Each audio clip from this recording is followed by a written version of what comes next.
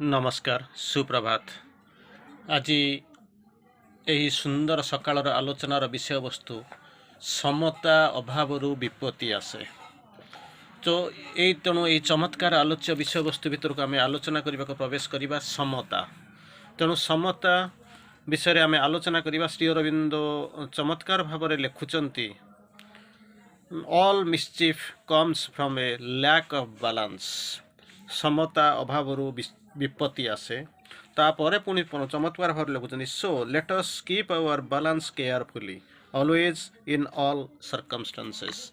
सुतरां सर्वदा एवं सबु परिस्थिति रे आस आमे आमर समता को सजत्न रे ग्रहण करिबा। ऑल मिस्चिफ जतबेले बैलेंस फेल करि जाय, जतबेले बैलेंस लैक ऑफ बैलेंस, सेतबेले कोन हबो मिस्चिफ जते प्रकार विपत्ति आसीबा कथा आसे।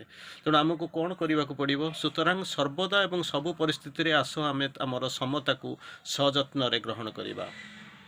तापर परे आमे जानिचु बट चमत्कार भाव में माँ से मेसेज आपन को मन पड़े। Sobriety has never done harm to anyone. मिताचारिता केबे कहारी क्षति करी नाही। मिताचारिता सोवरिटी बोलिक जहाँ कहते से कहार नेभर हार्म टू एनीवन। तापर पुनर्बार माँ बुझाऊँच अर्थक्षयर सामान्य गुरुत्व अच्छी, मात्र भारसाम्य हरइबा अधिक गुरुत्वपूर्ण विषय। गोटे समय आम आलोचना करूँ इंग्राजी रे गोटे लाइन आम भल सुंदर गोटे आफोरिजम आम शुणु। If money is lost nothing is lost, if health is lost something is lost, if character is lost everything is lost. तेणु बर्तमान माँ कहते the loss of money is a small importance. सामान्य गुरुत्व अच्छी, एत इम्पोर्टाट नुहे। But loss of equipoise is a much more important thing. किंतु भारसाम्य हराइबा होची अधिक गुरुत्वपूर्ण विषय बोलिक माँ बुझाऊँच। अतएव आम जानी समतार मूल्य कौन। यार परवर्ती अवस्था आम बुझा चेष्टा करवा ये जो समता उपर आम आलोचना करुँच तार प्रकृत केमिति आम देखा। श्री अरविंद चमत्कार भाव में वर्णना करुँच a perfect spiritual equality is the true and infallible sign of the cessation of desire. निर कामना जहाँ को आपण मैंने कही कामनार विनाश ही दुखर विनाश। तार निराकरण, तार निदान, तार मूलोत्पाटन होची कौन ए परफेक्ट स्पिरिचुअल इक्वालिटी, परिपूर्ण आध्यात्मिक समता is the true and infallible sign. वास्तव एवं अचिंतनीय एकदम निहाती अनिर्वाज्य संकेत कौन ना कामनार विलोपीकरण पाई। कामना मस्ट गो। तेणु कामनार जीवाई मध्य श्री अरविंद जो बाणी कहते आपण मैंने माँ बाणी इधर शुणी एनीवे डिजायर मस्ट गो। केमिति इधर सैटिस्फाई इटसेल्फ और रिनाउंस इटसेल्फ। तेणु ये कौन कर गोटे परफेक्ट बालांस निहाती रहा दरकार, ए सन्देह ना। समता रहा आवश्यक। जदि ठू मच हो गले भांगी पड़ार संभावना अच्छी, ठू लिटिल हेले बालांस हरइबार संभावना अच्छी। तेणु मझिया मझी एक स्टेज रे रहिबा, एक मध्यवर्ती अवस्था रे रहिबा एवं चिंता करिबा प्रकृत रे समता यथार्थता केते। किंतु मोस्ट ऑफ द टाइम अधिकांश समय आम कौन करूँ समता आम जानी पारुनु से जो लेवल, से जो बेस लाइन, से जो गाइड लाइन आम ताकू प्रकृत रे जानी पारुना। सेथिपाई मध्य गोटाए दिन रे आसीबो नाही। सेथिपाई श्री अरविंद लिखिले गोटे दिस योग must be necessarily progressive, surrender must be necessarily progressive. गतिशील हम गोटे दिन आसबनी। आपड़ जे चिंता कर देखूँ the Rome was not built in a day. गोटे दिन में ये रोमटा तैयारी होता, एपाई समय लगे। तेणु परसेवरांस कंटिन्यूअसली करी चलिए, समता आसिक पहुँचब। किंतु डोंट लूज बालांस। तेणु टंका आसूची जीव किसी असुविधा नहीं, किंतु थरे जदि बालांस हुए, लैक ऑफ बालांस इक्विपाइज जदि जदि आम से समता को जदि हरइबा ताहले अनेक किछि हरइबार संभावना अच्छी। एनीवे आम तार परवर्ती अवस्था आम समता आलोचना करिया को जिबा। श्री अरविंद चमत्कार भाव में जहाँ आलोचना करिसंती ताकू आम देखा चेष्टा करिबा। श्री अरविंद कहती यथार्थ आध्यात्मिक चेतनार प्रधान पृष्ठपोषक हेउची समता। यथार्थ आध्यात्मिक चेतनार प्रधान पृष्ठपोषक होउची समता। साधक जेतेबेले एक प्राणिक गतिवृत्ति को प्रश्रय दिए, साधक जेतेबेले एक प्राणिक गतिवृत्ति को प्रश्रय दिए जद्वारा तार अनुभूति बा भाषा अथवा कार्य से अत्यंत प्रभावित हुए, सेतिक बेले से दिव्य चेतना को सी विच्युत हुए। जो चेतन जाऊँगी तादू आप करेंगे ना डिरेल्ड हो केतबले ना जितेबाला प्राणिक गतिवृत्ति को भाइटालिटी को प्रश्रय देवे जहाद्वारा तार अनुभूति और भाषा और कार्य प्रभावित हम जो भाइटालिटी आसो स्पिरिचुआल डिरेल हो से कौन हम अनुभूति भाषा और कार्य आपण भाषा ये सब जिनस प्रभावित हम एवं दिव्य चेतन डिरेल हबार संभावना विच्युत हबार संभावना अच्छी हुए मध्य समतार अर्थ कौन शांति अविचलित मन प्राण बड़ा चमत्कार भाव में श्री अरविंद बुझेबा चेष्टा कले एवं कहवाक चेष्टा कहले समतार अर्थ हूँ शांति शांत अविचलित मन प्राण शांत अविचलित मन प्राण हूँ समता किसी ना एपट ना सेपट ना मझिरे तेणु गोटे बालांस हो चलवा तुमपाई कि जहाँ कि तुमपाई घटी थाए बा तुमको कुहा जाई थाए बा तुम प्रति किसी करा जाई थाए से सब तुमको आदौ स्पर्श करिबा नहीं से सब द्वारा तुम्हें जदि केबे भी विव्रत हेब नहीं एवं जानिबे जे ता मध्य ता भितर किछि समता रही तेणु केमिति कौन आसवा ए कंडीशन कौटू आसबार कथा श्री अरविंद बुझाउछंती जे जहाँ किछि तुम पाई घटी थाए तुमको जहाँ कुआ जाइतिबो तुम प्रति जदि किछि करा जाई थाए से सब आदौ तुमको जमी स्पर्श करिबो नहीं पद्मपत्र जमी पानी रही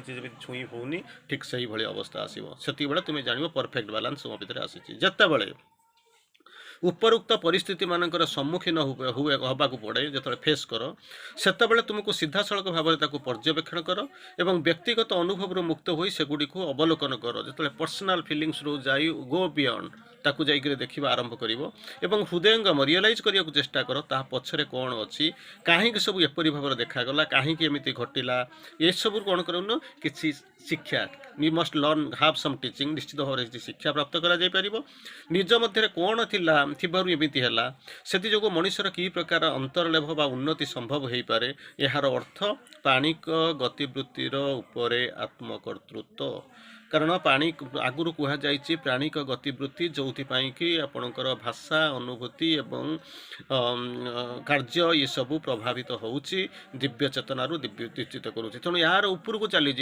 निष्ठुर भाव में देख माइन्यूटली ऑब्जर्व कर निष्ठुर भाव में पर्यवेक्षण कर जानव जे कौटी किपरि कहीं माने एमती बालांस फेल होउची तेणु ये सब जिनस ता भीतर जी शिक्षा लेखिब लाभ कर उन्नति मध्य संभव हम यही सब जिनसर अर्थ हूँ प्राणिक गतिवृत्ति उपरे आत्मकर्तृत्व पुनर्बार श्री अरविंद बुझाउछंती प्राणिक गतिवृत्ति हेल्ले कौन ना से जो गतिवृत्ति गुड़िक कौन क्रोध इंद्रिय प्रवणता अहंकार एवं कामना वासना चमत्कार भाव में कहते यही जो प्राणिक गतिवृत्ति जहाँ उपर आमको आत्मकर्तृत्व लाभ करा पड़ो सी हूँ कौन ना चारोटी जिनस प्रथम कहले क्रोध द्वितीय कहले इंद्रिय प्रवणता तृतीय कहले अहंकार एवं कामना वासना निजर भावप्रवण सत्ता को सेमानकर कर्तृत्व दबा प्रश्रय दबा आदौ उचित नुहे भावप्रवण सत्ता को ता अंडर रखिबे नहीं सेमाने मिसलीड हेबे कारण तद्वारा आंतर शांति व्याहत हुए चमत्कार कथा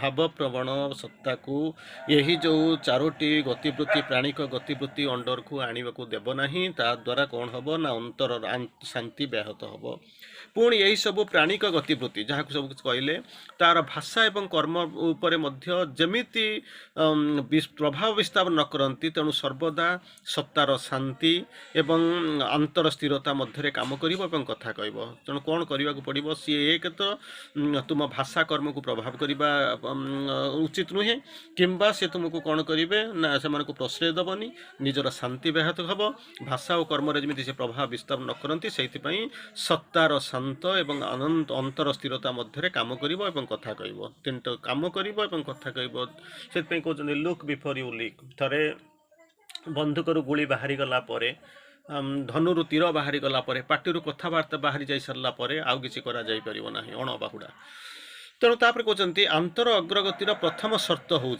भाई चमत्कार प्रथम शर्त इनर प्रोग्रेसर फास्ट कंडीशन हूँ जेकोसी अंशरे थिबा कोनोसी भूल भ्रांति को चिन्हिबा प्रथमे आइडेंटिफाइड कहवा ता भीतर कोनोसी भूल भ्रांति अच्छी से भूल भ्रांतिपूर्ण भावना भूल अनुभव भूल कथा कहवा एवं भूल कथा कहवा एवं भूल कथा करवा ये सब किछि रे भूल सब किछि होछि भूल भ्रांतिर अंतर्गत भूल कौन चमत्कार भाव में कहते भूल भ्रांति को चिन्हिबा भूल भ्रांतिपूर्ण जो भावना, भूल अनुभव, भूल कथा कहवा, भूल कथा करवा, ये सबू जाक हूँ भूल भ्रांतिर अंतर्गत।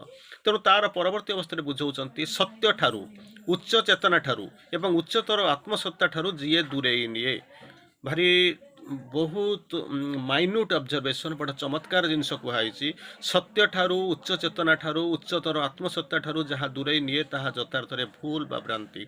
तेणु ये जो भूल बोलिक कौच ये कौन बुझाऊँ जे जे कि सत्य ठारू, सत्य उच्च चेतना ठारू एवं उच्चतर आत्मा ठारू जी दूरेई निए ताहा यथार्थ रे भूल बा भ्रांति। भगवान दिव्य पथरू ताहा मनीष को दूरेई निए, यही होची भूल। ता परवर्ती अवस्था कहते यही जो संपूर्ण समता, इंटेग्राल इक्वालिटी बोलिक जहाँ को कहते निज मध्य प्रतिष्ठित करने दीर्घ समय आवश्यक। से आम आलोचनार प्रथम कहूँ progressive Rome was not built in a day, माने लंगेविटी बहुत समय लगे। तीनोटी विषय उपर ताहा निर्भर करे। प्रथम तीनोटी जिनस हूँ कौन, आंतर समर्पण द्वारा आत्मार परमंक सहित आत्मोत्सर्ग। प्रथम कथा हूँ आंतर समर्पण द्वारा आत्मार परमंक निकटरे आत्मोत्सर्ग। द्वितीय ऊर्ध्वरु आध्यात्मिक निरवता एवं प्रशांतिर अवतरण। एवं शेष हूँ कौन, समतार विरोध में जाउथिबा समस्त अहंपूर्ण राजसिक एवं अन्यान्य अनुभव को धैर्यर सहित दीर्घ दिन धरिक प्रत्याख्यान करने को पड़ो। तेणु चमत्कार कथा कहले यही जो भूल भ्रांति तो आम हूँ भूल भ्रांति जे कि भगवान ठारू, उच्च चेतर ठारू, सत्य ठारू, आत्मसत्या ठारू आमको दूरे नौ, ताही हूँ भूल भ्रांति। तेणु संपूर्ण समता जदि जो बाणी शुणी जदि if you want to wish there the install wish to install there the living presence keep the temple clean. जदि भगवान को जाग्रत भाव में स्थापन करने को चाहूच ताहले मंदिर टाक शुद्ध रखिब। से कौन करिया पड़िबो ना जो ग्लास रे पानी अच्छी से क्षीर संपूर्ण भाव में 100% रही बाहर करिया पड़िबो, सफा करिया पड़िबो। तेणु ये जो भूल भ्रांति आम जानिले से जो संपूर्ण समता जो रहिबो भूल भ्रांति रहिबो नाही। संपूर्ण समता को बाहर करने तीनटा हूँ कंडीशन श्री अरविंद कहते। प्रथम हूँ कौन ना अंतर समर्पण द्वारा इन सरेंडर आत्मार परमंक सहित आत्मोत्सर्ग। द्वितीय हूँ ऊर्ध्वरु आध्यात्मिक निरवता एवं प्रशांतिर अवतरण। एठू संपूर्ण भाव में सरेंडर करदेव, उपरू जहाँ आसो प्रशांति और आध्यात्मिक निरता को अवतरण करूँ। तृतीय हूँ कौन, समतार विरोध में जाऊा जो गुटाक अपोज करुँच अहंपूर्ण राजसिक और अन्यान्य अनुभव को धैर्यर सहित दीर्घ दिन धरी प्रत्याख्यान करिवो। एटा होची रिजेक्शन। तेणु यही तीनटा जिनस करेंगे, सरेंडर, ओपनिंग एक्सेप्ट रिसेप्टिविटी आ थर्ड रे होची खराब जिनसर रिजेक्शन। ये तीनटा जिनस करिवो। ता परवर्ती अवस्था कहते समता व्यतीत साधनार दृढ़ मूलदुआ गठित हो पारे ना। चमत्कार कथा, विदाउट समता साधनार दृढ़ मूलदुआ गठित हो पारे ना। परिस्थिति जेते असंतोषजनक होना कहीं जहाँ भी हो, समता इज ए मस्ट। अन्य मानक आचरण जेते अप्रीतिकर होना कहीं तुम्हें किंतु संपूर्ण शांत एवं प्रतिक्रियाहीन भाव में से सबको ग्रहण करने शिखब। कमन जिनस कथा जिनस समता। कहले ना से जोगर लक्षण हूँ कौन, जोग करुँच केमी जानवी ना किए कौन कहूँ, किए कौन भावुँ, किए कौन करुँच जमी आपंकर छुईब ना कि प्रभाव पकेब ना। ठीक सही कथा कहते। कौन करिवो परिस्थिति जेते असंतोषजनक होना कहीं, अन्य मानकर आचरण जेते अप्रीतिकर होना कहीं संपूर्ण भाव में शांत प्रतिक्रिया विहीन होकर से कौन करिवो ना ग्रहण करने शिखब। ये सब हूँ यथार्थ समतार कसटी पथर। या करने पड़ो पूरा न्यूट्राल रहिबो, किसी रिएक्शन ना जमी तुमको स्पर्श करिवो नाही। जेतेबेले सबकिछि ठीक चली थाए, अन्य माने भल व्यवहार करती, परिस्थिति अनुकूल होता है, सेतेबेले शांति और समस्या रक्षा करने सहज। जदि सबुजाक ठीक ठाक चली थाए तेणु बालांस चली किसी असुविधा नहीं। ठीक अपोजिटा जो आसी किंतु परिस्थिति जो प्रतिक्रिया हो गला प्रतिकूल हो जाऊँगी, नीरवता समता मध्य केते दूर पूर्णता लाभ कर परीक्षा। जो सबूक ठीक ठाक हो जो अनुकूल जो यात्रा कर सुअरे तो किसी प्रभाव ना। जो तार अपोजिट आसो प्रतिकूल आसो से हूँ प्रकृत में परीक्षा। एवं से सबको शक्तिशाली और संपूर्ण करने से सबको शक्तिशाली और संपूर्ण करने यह सुजोग। प्रथम जानवा पड़ो, बुझा पड़ो, जहाँ भी हो मोर किसी हवा दरकार नहीं, प्रतिक्रियाशील हबार नहीं, परिवर्तनशील हवा दरकार नहीं, रिएक्ट करवा दरकार नहीं। सबू जाक देखी जहाँ कौन कौन निजक संपूर्ण भाव में समर्पण करी, ऊपर जो आलोक उत्ताप आसूची कौन करी, जो प्रशांति नीरवता आसूची मुझे अवतरण कर ग्रहण करी, जो गुड़ाक बाधा दूसरी रिजेक्ट करी, यही सब जिनस तार परवर्ती अवस्था पुनर्बार कहते घृणा करवा अभिशाप दबा कदापि यथार्थ मनोभाव नुह।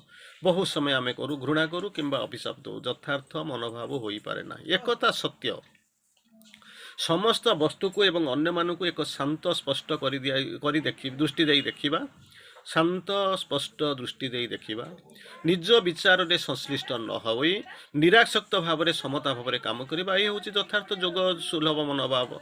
जदि पचारे कौन ना कि ना कौन हम घृणा करवा अभिशाप नॉट एट ऑल एडवाइजेबल।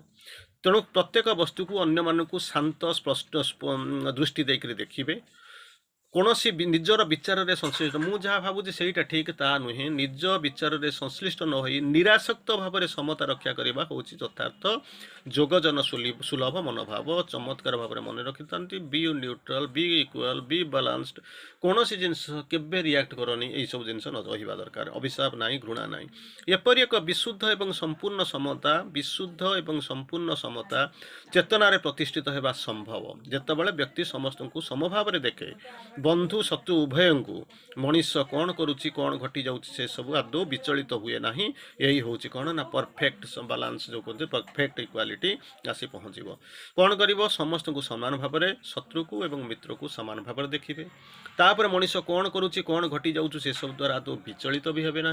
पूरा जमी रही किसी होनी, आपन को किसी भी स्पर्श करें क्या द्वारा आप प्रभावित होना, किसी भी आपन को प्रतिक्रिया युक्त करें। समस्त अवस्था तार परवर्ती अवस्था कहते आ गोटे मेसेज कहते समस्त अवस्था सत्तार समस्त अंशरे समता एवं शांति प्रतिष्ठा करवा ही जोगर प्रथम भित्ति। भेरी इंपोर्टेंट, आपको मन रखा दरकार। समस्त अवस्था आप कहबे परिस्थिति अनुकूल रही प्रतिकूल ना, समस्त अवस्था सत्तार सकल अंशरे समता एवं शांति प्रतिष्ठा करवा ही हूँ जोगर प्रथम व्यक्ति। शांति हूँ प्रथम अवस्था, जहाँ व्यतीत अन्य किसी स्थायी भाव में रही पार ना। तेणु विराट जिनस कहले समता एवं शांति। तार परवर्ती अवस्था कहते समतार आउ एक अर्थ बुझे बुझे श्री अरविंद मनीष मानू जितेबाला स्वभाव कर्म एवं से चलाउथिबा विभिन्न शक्ति राज्य को समदृष्टि देखा। समतार अन्य एक अर्थ हूँ मनीष मानू से स्वभाव कर्म एवं से चलाउथिबा शक्ति राज्य को समदृष्टि देखा। तापरे निजर दृष्टिकोण विचार विवेचन थिबा समस्त व्यक्तिगत मनोभाव एपरिक सकल मानसिक पक्षपातिता को निजर मन को दूर करने द्वारा यह सेमानक मध्य थिबा सत्य को देखिबार सहायता करे। मुझे नाली चश्मा पिंधि दुनिया को देखी, दुनिया केमिति मते न्यूट्राल लगे, नाली ही देखा जीवो। तेणु मते कौन करिया पड़ो, न्यूट्राल हवापा ही पड़ो। निजर दृष्टिकोण एवं विचार विवेचन थिबा समस्त व्यक्तिगत मनोभाव एवं एपरिक सकल मानसिक पक्षपातिता पार्शियालिटी रु मुक्त हवा को मनरु दूर हवा द्वारा सेमानक मध्य सत्य को देखा सहायता मिलिब करी। साधक पक्ष एवं आत्मार शांति एवं स्थिर सामर्थ्य मध्य बास करवा हेउछि अग्रगतिर प्रथम अग्रगतिर एक आवश्यक अंग। साधक पक्षरे बरं आत्मार शांत एवं स्थिर सामर्थ्य मध्य, आत्मार शांत एवं स्थिर सामर्थ्य मध्य बास करवा हेउछि अग्रगतिर एक आवश्यक अंग। ताकू बुझेगा जाऊँगी माँ केतोटी बाणी आम शुणा माँ चमत्कार भाव में वर्णना कर बुझेगा चेष्टा कर। माँ कहते तुमर सुस्थ शरीर एवं शक्त स्नायुराजी रही आवश्यक। सुस्थ शरीर प्रथम दुईटा कथा कहले, प्रथम हूँ कौन सुस्थ शरीर, सेकेंड हूँ शक्त स्नायुरजी रहा आवश्यक। तुमर बाह्य सत्तार समतार एक शक्तिशाली भित्ति, बाह्य सत्तार एक्सटर्नाल बिंग रे गोटे समतार शक्तिशाली भित्ति थिबा दरकार। ठिया हम कौटे बेस तो ना इंडेक्स आसी ठिया हम केतले भगवान सहित एकत्व एवं भागवर आदान प्रदान करने दिगरे समता एक अपरिहार्य सत्य। बड़ इम्पोर्टाट कथा, सबुठार मोस्ट इम्पोर्टाट कथा हूँ या भगवान सहित एकत्व एवं भावर आदान प्रदान प्रतिष्ठा करने दिगरे समता एक अपरिहार्य सत्य। ବାକୁ ବୁଝିବାକୁ ପଡ଼ିବ। ଅପରିହାର୍ଯ୍ୟ ସର୍ତ୍ତ ହେଉଛି ଭଗବାନଙ୍କ ସହିତ ଏକତ୍ୱ ଏବଂ ଭାବର ଆଦାନ ପ୍ରଦାନ ପ୍ରତିଷ୍ଠା ଦିଗରେ ସମତା। ତୁମର ଯଦି ସେହିପରି ଏକ ଶକ୍ତିଶାଳୀ ଆଧାର ଥାଏ, ଯଦି ବେସ୍ଟା ବହୁତ ଷ୍ଟ୍ରଙ୍ଗ ଥାଏ, ତେବେ ଭାବ ଏବଂ ଆବେଗର ଏକ ଜଗତକୁ ତୁମେ ନିଜ ଭିତରେ ଧାରଣ କରିପାରିବ। ବେସ୍ ନଥିଲେ ଇଣ୍ଡେକ୍ସ ଠିଆ ହେବ କେଉଁଠି? ଯଦି ବେସ୍ଟା ଷ୍ଟ୍ରଙ୍ଗ ଥିବ ତେବେ ତାହେଲେ ଭାବ ଏବଂ ଆବେଗର ଏକ ଜଗତକୁ ଧରିପାରିବ। ତଥାପି ବି ତୁମ ମଧ୍ୟରେ କୌଣସି ଉନ୍ମାଦନା ବା ବାଚାଳତା ଯଦି ପ୍ରକାଶ ପାଇବ ନାହିଁ, ଏବଂ ତଥାପି ପାଇବ ନାହିଁ, କାରଣ ବେସ୍ ଯଦି କୌଣସି ପ୍ରକାର ଫ୍ଲକ୍ଚୁଏଟ୍ କରିବ ଇଣ୍ଡେକ୍ସ ଠିଆ ହେଇପାରିବନି, ପଡ଼ିଯିବ। ଏହାର ଅର୍ଥ ନୁହେଁ ଯେ ତୁମେ ଭାବାବେଗକୁ ପ୍ରକାଶ କରିବାକୁ ସକ୍ଷମ ନୁହେଁ, ବରଂ ତୁମେ ତାହାକୁ ସୁନ୍ଦର ସୁସଙ୍ଗତ କରିବାକୁ ପ୍ରକାଶ କରିପାରିବ। ଉଚ୍ଚତର କୌଣସି ଆନନ୍ଦ ବା ଅନୁଭୂତି ମଧ୍ୟକୁ ଅବତରଣ କରି ସେଥିଯୋଗୁଁ କ୍ରନ୍ଦନ କରିବା, ଚିତ୍କାର କରିବା ବା ନାଚି ଉଠିବା ସର୍ବଦା ମନ ପ୍ରାଣ ଶରୀରରେ ପ୍ରକୃତିଗତ ଦୁର୍ବଳତାର ପ୍ରମାଣ ଦିଏ। କେତେବେଳେ ଖୁସି ହେବ, କେତେବେଳେ ଦୁଃଖ କରିବ, ଏହିସବୁ ଜିନିଷ କ୍ରନ୍ଦନ କରିବ, କେତେବେଳେ ଚିତ୍କାର କରିବ, କେତେବେଳେ ନାଚି ଉଠିବ, ଏସବୁ ହେଉଛି ମନ ପ୍ରାଣ ଶରୀରର ପ୍ରକୃତିଗତ ଦୁର୍ବଳତା। ତାରି ଭିତରେ ନାହିଁ ସବୁ ଜିନିଷରେ। ଯେତେବେଳେ ଅତ୍ୟନ୍ତ ଖୁସି ହେଇଯାଉଛନ୍ତି ସେତେବେଳେ ନାଚିବା ଦରକାର ନାହିଁ, ଅତ୍ୟନ୍ତ ଦୁଃଖ ମ୍ରିୟମାଣ ଅବସ୍ଥା ଆସି ପହଞ୍ଚୁ ଯେତେବେଳେ ଭାଙ୍ଗି ପଡ଼ିବା ଅବସ୍ଥା ନାହିଁ, କାରଣ ପ୍ରତ୍ୟେକ ଜିନିଷ ପାଇଁ ଆପଣ ଆସିଛନ୍ତି ଅନୁଭୂତି ନେବା ପାଇଁ। ତେଣୁ ଭଗବାନଙ୍କୁ ଡାକ, ସମର୍ପଣ କର, ସେ ହାୟର ଲାଇଟ୍କୁ ଛାଡ଼ି ଦିଅ, ସେତେବେଳେ ତୁମକୁ ଉପରକୁ ଯିବାକୁ ହେବ। ତୁମକୁ ଯଦି ଭଗବାନଙ୍କର ଦିବ୍ୟ ଅବତରଣର ଚାପ ସହ୍ୟ କରିବାକୁ ହେବ, ତେବେ ତୁମକୁ ଖୁବ୍ ଶକ୍ତିଶାଳୀ ଏବଂ ଦୃଢ଼ ହେବାକୁ ପଡ଼ିବ। 50 କିଲୋ ଓଜନକୁ ନେଇଯିବ, ଆପଣ 80 କିଲୋ ଓଜନ ଲୋକର ୱେଟ୍ର ଲୋକ 50 କିଲୋ ନେଇ ଚାଲିଯିବେ, ଯେତେବେଳେ ଇନଫିନିଟିର ୱେଟ୍ରେ ଯେତେବେଳେ ଆସିକି ପହଞ୍ଚିବ ସେତେବେଳେ ସମସ୍ତେ କେମିତି କ'ଣ ରହିବେ? ସେଥିପାଇଁ କ'ଣ କରିବାକୁ, ନିଜକୁ ଦୃଢ଼ କରିବାକୁ ହେବ, ପ୍ରସ୍ତୁତ କରିବାକୁ ହେବ, ଶକ୍ତିଶାଳୀ କରିବାକୁ ହେବ, ନତୁବା ତୁମର ସତ୍ତା ଖଣ୍ଡ ଖଣ୍ଡ ହେଇଯିବ। ସେତେବେଳେ ସେ ଶକ୍ତି ଆସିକରି ପହଞ୍ଚିବ, ସେ ଫୋର୍ସ ଯେତେବେଳେ ଆସିକରି ପହଞ୍ଚିବ, ଖଣ୍ଡ ବିଖଣ୍ଡିତ ହୋଇଯିବ। ଯଦି ସେଥିରୁ କେବଳ କ୍ଷୁଦ୍ର ବିନ୍ଦୁଟିଏ ମଧ୍ୟ ତୁମକୁ ଭାରସାମ୍ୟ ହରାଇ ନାନା ସ୍ୱାଭାବିକ ଗାନ ନୃତ୍ୟ କୀର୍ତ୍ତନ ଆଦିରେ ପ୍ରବୃତ୍ତ କରେ, ତେବେ ସମଗ୍ର ବସ୍ତୁ ମଧ୍ୟକୁ ତୁମେ ଅବତରଣ କରି ଆସିଲେ ତୁମର ଅବସ୍ଥା କ'ଣ ହେବ? ସାମାନ୍ୟ ଟିକେ ଆସୁଛି, ତୁମେ ନାଚିବା ଆରମ୍ଭ କରୁଛ, କାନ୍ଦିବା ଆରମ୍ଭ କରୁଛ, ହସିବା ଆରମ୍ଭ କରୁଛ। ଯେତେବେଳେ ଏଣ୍ଟାୟାର ଜିନିଷ ଯେତେବେଳେ ଆସିକରି ପହଞ୍ଚିବ, ବେସ୍ ସେତେବେଳେ ପ୍ରସ୍ତୁତ ନାହିଁ, ଅପ୍ରସ୍ତୁତ ଭିତ୍ତିଭୂମି ଉପରେ ଯେତେବେଳେ ସତ୍ୟ ଡିସେଣ୍ଡ କରିବ, ସେତେବେଳେ କ'ଣ ହେବ? ଭାଙ୍ଗିକିରି ଖଣ୍ଡ ଖଣ୍ଡ ହେଇଯିବ। ତାର ପରବର୍ତ୍ତୀ ଅବସ୍ଥାରେ କହୁଛନ୍ତି ସଂକୁଚିତ ହେବା। ମା କହୁଛନ୍ତି ବିରକ୍ତ ହେବା, ଭୟ କରିବା ପ୍ରବୃତ୍ତି, ତିନିଟା ଜିନିଷ କହିଲେ। ସଂକୁଚିତ ହେବା, ବିରକ୍ତ ହେବା, ଭୟ କରିବା, ଆଉ ଗୋଟେ ଜାଗାରେ କହୁଛନ୍ତି ଭଳି ପ୍ରବୃତ୍ତି ସବୁ ଯାହା ମଣିଷ ମନକୁ ବିଚଳିତ ଏବଂ ଦୁର୍ବଳ କରି ଆସିଛି, ସେ ସବୁକୁ ଅତିକ୍ରମ କରିବାକୁ ପଡ଼ିବ। ତିନିଟା ପ୍ରବୃତ୍ତି ମଣିଷର ମନକୁ ଜେନେରାଲି କ'ଣ କରିବ ନା ବିଚଳିତ ବା ଦୁର୍ବଳ କରୁଛି। ସଂକୁଚିତ ହେବା, ନ୍ୟାରୋନେସ୍, ବିରକ୍ତ ହେବା, ଭୟ କରିବା, ଏଥିରୁ କ'ଣ କରିବ ନା ନିଜକୁ ଅତିକ୍ରମ କରିବାକୁ ପଡ଼ିବ।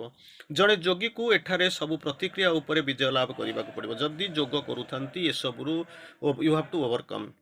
ଏବଂ କାରଣ ଯୋଗ ମାର୍ଗରେ ପ୍ରଥମ ପଦକ୍ଷେପରେ ନିତାନ୍ତ ଆବଶ୍ୟକ ସର୍ତ୍ତ ହେଉଛି ଯେକୌଣସି ସତ୍ତାର, ଯେକୌଣସି ବସ୍ତୁର, ଯେକୌଣସି ଘଟଣାର ଉପସ୍ଥିତି ଏକ ସମ୍ପୂର୍ଣ୍ଣ ଏବଂ ଯଥାର୍ଥ ପରିସ୍ଥିତିରେ ତାର କ'ଣ କରିବ ନା ଯଥାର୍ଥ ସମତା ଅବଲମ୍ବନ କରିବ।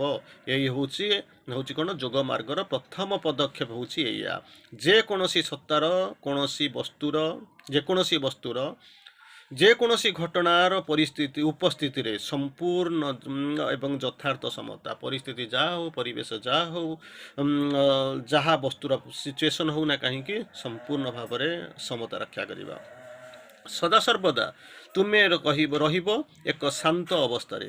Piece peace peace, O peace come manifest, O truth come and manifest.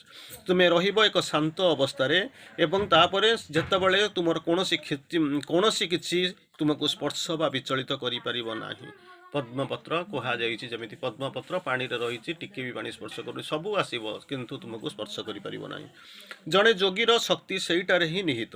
ତୁମେ ଯଦି ପ୍ରକୃତରେ ଯୋଗୀ ଥିବ, ତୁମର ଯଦି ଶକ୍ତି ଯଦି ଧୀରେ ଧୀରେ ବିସ୍ତାରିତ ହେଉଥିବ, ତୁମେ ତାହେଲେ ଏଇଥିରେ ହେଉଛି, ଏଇ ହିଁ ତୁମର ଶକ୍ତି। ଏକ ସାମଗ୍ରିକ ସ୍ଥିରତା ଏବଂ ପ୍ରଶାନ୍ତିର ଭାବ ତୁମ ସମ୍ମୁଖରୁ ଆସୁଥିବା ଆକ୍ରମଣକାରୀକୁ ଏପରିକି ଭୟଙ୍କର ଜୀବଜନ୍ତୁମାନଙ୍କୁ ମଧ୍ୟ ଦୁର୍ବଳ କରିଦିଏ। ଏତେ ଆରାମରେ, ଏତେ ଚମତ୍କାର ମେସେଜ ମା କହୁଛନ୍ତି, ଏକ ସାମଗ୍ରିକ ସ୍ଥିରତା ଏବଂ ପ୍ରଶାନ୍ତିର ଭାବ ତୁମ ସମ୍ମୁଖକୁ ଆସୁଥିବା ଆକ୍ରମଣକାରୀମାନଙ୍କୁ ମଧ୍ୟ ଏକ ଭୟଙ୍କର ଜୀବଜନ୍ତୁମାନଙ୍କ ଠାରୁ ମଧ୍ୟ ସେମାନଙ୍କୁ ଦୁର୍ବଳ କରିଦେବେ। ଯଦି ଆପଣଙ୍କ ଭିତରେ ଯଦି କ'ଣ ହେଉଛି ସାମଗ୍ରିକ ସ୍ଥିରତା ଏବଂ ପ୍ରଶାନ୍ତିର ଭାବ ଥିବ, ଏକଦମ ୱାଇଲ୍ଡ ଆନିମାଲ ଯଦି ଆସିକି ପହଞ୍ଚୁଥିବ, ତାଙ୍କୁ ମଧ୍ୟ ସେ ଦୁର୍ବଳ କରିଦେବ। ତାର ପରବର୍ତ୍ତୀ ଅବସ୍ଥାରେ ମା ପୁନର୍ବାର କହୁଛନ୍ତି ସର୍ବଦା ଏକ ପ୍ରଫୁଲ୍ଲ ମନ ଏବଂ ଶାନ୍ତିପୂର୍ଣ୍ଣ ହୃଦୟ ବଜାୟ ରଖ। प्रफुल्ल मन एवं शांतिपूर्ण हृदय बजाय रख। तुमर समता को किसी जमिति विचलित न करे, समता को किसी भेले जमिति विचलित न करे। प्रत्येकटी दिन मो सहित लक्ष्य प्राप्ति दिगरे स्थिर एवं दृढ़ भाव आगे जावाई आवश्यक उन्नति कर चल। मो सांगरे माँ कहते मो सहित लक्ष्य प्राप्ति दिगरे कौन कर दृढ़ स्थिर एवं दृढ़ भाव में आगे जावाई आवश्यक उन्नति कर चल। से दुईटा जिनस दरकार। प्रथम जिनस हूँ कौन प्रफुल्ल मन एवं शांतिपूर्ण हृदय, ये दुईटा जाक कौन कर बजाय रखा निहाती दरकार आर आवश्यकता अच्छी। तापर पुनर्बार मध्य समय हे आसूची जहाँ भी हो आउ गोटे दिटा मेसेज भितर आम टे देखा श्री अरविंद कौन कहते। श्री अरविंद लिखुंट there are two attitudes that sadhak can have. दुईटा जिनस आमको रखा पड़ो, दुईटा एटीट्यूड आमर दरकार। इधर a quite equality of to all regardless of their friendliness और हॉस्टिलिटी। देन सेकेंडटा हूँ एक सेकेंडटा हूँ जेनेराल गुडविल। तेणु दुईटा जिनस कथा कहले, प्रथम कहले टू एटीट्यूड्स, दुईटा एटीट्यूड निश्चित गुणवत्ता अपन पाखे थी that is sadhak must can have. इधर a quite equality to all, quite equality to all से समता रिगार्डलेस ऑफ देयर फ्रेंडलीनेस और हॉस्टिलिटी, बंधुत्व हो बा शत्रुता, आर भितर गोटे जिनस रहिबो कोन ना क्वाइट इक्वालिटी टू ऑल। सेकेंडटा हूँ कौन ना जेनेराल गुडविल, से जो शुभेच्छा गुडविल, जेनेराल गुडविल, ये दुईटा जिनस थी। पुनर्बार श्री अरविंद बुझेबा चेष्टा करुचंती भारी चमत्कार भाव में कहले what you should do is to keep your right attitude towards others. अन्य मान प्रति तुमर साम्य दृष्टिकोण, right attitude to others, and not allow yourself to be upset, irritated, displayed by anything whatever may say or do। से जहाँ करुँच ता द्वारा अपसेट हेबे नहीं, इरिटेटेड हेबे नहीं कि डिस्प्लीज्ड हेबे नहीं। तार अन्य भाषा हूँ कीप समता, कीप द समता एंड यूनिवर्सल गुडविल। दुईटा जिनस प्रॉपर टू द साधक, ये दुईटा जिनस साधक निहाती दरकार जोगरे। इफ यू हैव दैट, जदि ताकू प्रकृत में तुम्हें पाइच and still others get upset और डिस्प्लीज्ड, जदि अन्य माने अपसेट हो जाउछंती कि डिस्प्लीज होउछंती, you must not mind as you. तेणु जम्मा से मुंड खराब कर नहीं, मन दियो नहीं। एंड दैट माइंड आज you will not be responsible for their wrong reaction. तांकर जो बाह्य प्रतिक्रिया से तुम्हें दायी नुह, से तुम्हें जमा मुंड खेलवा दरकार नहीं। तापर श्री अरविंद चमत्कार भाव में लिखुंट बुझेबा चेष्टा करुचंती। अंतिम पर्याय आड़क आम जा चिंता करवा। श्री अरविंद कौन कहते, always be kind and you will be free from suffering. Always be kind, सबु बेले दयाशील हुआ, and you will be free from suffering, ये जो जंत्रणार मुक्ति पाइब। Always be contented and happy, सबु बेले से आनंदमयता भितर रुह, and you will radiate your quiet happiness. से बेले तुमरी भितर कौन कर ना से जो शांत प्रशांत आनंद रेडिएट करवा आरंभ कर। तेणु तार परवर्ती अवस्था पुनर्बार श्री अरविंद बुझेबा चेष्टा कले ए कंडीशन ऑफ परफेक्ट एक समता, परफेक्ट परिपूर्ण समतार शर्त हूँ can be established in which one sees all in equal friends and enemies समस्त भितर शत्रु मित्र एवं भितर सबुजाक समता देखा, and not disturbed by what men do or what they by what happens, कौन घटुची कौन नहीं, शत्रु बा मित्र ता द्वारा जमा प्रभावित न होबाटा हूँ समता। तेणु आम से गीता रे बाणी आम शुणा जो आम शुणी परफेक्ट एंड एब्सोल्यूट समता बोलिक कहते यही भाया। Fight destroy the adversary, Krishna कहते श्री अर्जुन को फाइट डेस्ट्रॉय द एडवर्सरी, ध्वंस कर दियो, कंकर विजय लाभ कर। If there is no kind of general action wanted, no loyalty to truth against the falsehood except one's personal sadhana. तेणु कहते if there is no kind of general action wanted, जदि दरकार नहीं साधारण क्रियाधारा जदि दरकार नहीं, नो लॉयलिटी टू ट्रूथ आज द एगेंस्ट द फॉल्सहुड, मिथ्याचार एगेंस्ट सत्य प्रति आनुगत्य जदि न थाए ताले सेतबेले कौन हम, no will to for the truth to conquer, सत्यर विजय ପାଇଁ ଯଦି ସଂକଳ୍ପ ନଥାଏ ଦେନ୍ ଦ ସମତା ଅଫ୍ ଇଣ୍ଡିଫରେନ୍ସ ୱିଲ୍ ସଫିସ୍। ସମତା ଅଫ୍ ଇଣ୍ଡିଫରେନ୍ସ, ତେଣୁ କ'ଣ କରିବାକୁ ପଡ଼ିବ? But here there is work to do to be done. କାର୍ଯ୍ୟ କରିବାର ଅଛି। A truth to be establish, ସତ୍ୟର ସ୍ଥାପନା କରିବା ଦରକାର ଅଛି। Against which immense forces are arranged. ସେହି ସତ୍ୟର ସ୍ଥାପନାର ବିରୁଦ୍ଧରେ ଅନେକ ମିଥ୍ୟାଚାର ଆସିକରି ଠିଆ ହେଇଛି। ଇନଭିଜିବୁଲ୍ ଫୋର୍ସେସ୍ ଦେଖିବାକୁ ଯାଉଛନ୍ତି which can use the visible things and persons and actions for their instrument. Invisible ଶକ୍ତି ଗୁଡ଼ାକ ଅଛନ୍ତି ଯେଉଁମାନେ ପରିଦୃଶ୍ୟ ହେଉଥିବା କ'ଣ ହେବ ଜିନିଷ ଗୁଡ଼ାକୁ, ଲୋକ ଗୁଡ଼ାକୁ କିମ୍ବା କ୍ରିୟାଧାରାକୁ ସେମାନେ ତାଙ୍କର ପାଖକୁ ନେଇଯିବେ, କାମରେ ଲଗାଇବେ। ତେଣୁ ଯେଉଁ ଜିନିଷ କହୁଛନ୍ତି ହାବ୍ ସମତା, ତେଣୁ ସେଥିପାଇଁ ତୁମକୁ କ'ଣ କରିବା? ଶ୍ରୀକୃଷ୍ଣ ହୁ ଇନସିଷ୍ଟେଡ୍ ସୋ ମଚ୍ ଅନ୍ ସମତା, ଚମତ୍କାର ଭାବରେ କହୁଛନ୍ତି ଏବଂ ବୁଝାଉଛନ୍ତି। ଶ୍ରୀକୃଷ୍ଣ କ'ଣ ନା ସମତାକୁ ସମତା କହୁଛନ୍ତି। Strongly rebuked in his attitude and insistent equally fighting the adversary। ତେଣୁ ସେତେବେଳେ ସେ ଅର୍ଜୁନକୁ ବାରମ୍ବାର ସେଇ କଥା ବୁଝାଉଛନ୍ତି କ'ଣ କରିବା ପାଇଁ ପଡ଼ିବ ନା ଯୁଦ୍ଧ କରିବାକୁ ପଡ଼ିବ, ସମତା ସ୍ଥାପନା କରିବାକୁ ପଡ଼ିବ। And sing clearly the truth, ସତ୍ୟକୁ ଦେଖ ଏବଂ ଯେଉଁ ଲଢ଼େଇ କର। After all we can compromise with what they ask from us. ବେଳେବେଳେ କିନ୍ତୁ ଆମକୁ ସତ୍ୟ ଅନୁଭବ କରିବାକୁ ପଡ଼ିବ, ସତ୍ୟକୁ ସ୍ୱୀକାର କରିବାକୁ ପଡ଼ିବ, ସତ୍ୟକୁ ଦେଖିବାକୁ ପଡ଼ିବ। ସେଥିପାଇଁ ଆମକୁ କ'ଣ କରିବ? ଆମ ଭିତରେ ପରଫେକ୍ଟ ଇକ୍ୱାଲିଟି ରହିବାଟା ନିହାତି ଦରକାର। ଯଦି if you look it from this point you will see that the inner spiritual equality is right. ଚମତ୍କାର, inner spiritual equality is right. The active loyalty, the firm taking of sides is as right as two can't be incompatible। ତେଣୁ ସତ୍ୟକୁ ବୁଝିବା, ସତ୍ୟକୁ ଜାଣିବା, ସତ୍ୟରେ ରହିବା, ସତ୍ୟର ସାଙ୍ଗ ଦେବା ଏବଂ ସତ୍ୟ ପ୍ରତି ଆନୁଗତ୍ୟ ପ୍ରଦାନ କରିବା, ଏଇ ହେଉଛି ପ୍ରକୃତରେ ୟୋଗିକ୍ ଆଟିଚ୍ୟୁଡ଼। ଯାହା ବି ହେଉ, ଏଇ ହେଉଛି ସମତା। ଚମତ୍କାର ଭାବରେ ସମତାର ବର୍ଣ୍ଣନା ଆମେ ଦେଖିବାକୁ ପାଇଲେ। ସମତାର ସ୍ୱର, ସମତାର ଭାଷା, ସମତାର କ୍ରିୟା, ସମତାର ମନ୍ତ୍ର ସବୁଯାକ ଆମେ ଶୁଣିଲେ, ବୁଝିଲେ। ତେଣୁ ଆରି ଭିତରେ ଆମକୁ ଗୋଟେ ଜିନିଷ ଅନ୍ତତଃ ସ୍ୱୀକାର କରିବାକୁ ପଡ଼ୁଛି, ଆମେ ବୁଝିବା ଦରକାର, ସେଇ ସମତାରେ ହିଁ ହେଉଛି ସାଧନାର ମୁଖ୍ୟ ଅସ୍ତ୍ର। ଅନ୍ତିମ ପର୍ଯ୍ୟାୟରେ ଏକ ଛୋଟ ଜିନିଷ ମନେ ପଡ଼େ, ଛୋଟିଆ କଥାଟାଏ ମନେ ପଡ଼େ, ଯାହାକୁ ନେଇକରି ଆମେ ଆଗେଇବା। ଜଣେ ରାଜାଙ୍କର ଦରବାର ଚାଲିଥାଏ। ଜଣେ ସନ୍ଥ ଆସିକରି ପହଞ୍ଚିଲେ। ସେଠୁ ସନ୍ଥା ଯେତେବେଳେ ଆସିକରି ପହଞ୍ଚିଲେ, ସେତେବେଳେ ରାଜା ତାଙ୍କୁ ପଚାରୁଛନ୍ତି ତୁମର ପରିଚୟ କ'ଣ, ତୁମେ ନିଜ ମୁହଁରେ ବୁଝାଇକରି କୁହ।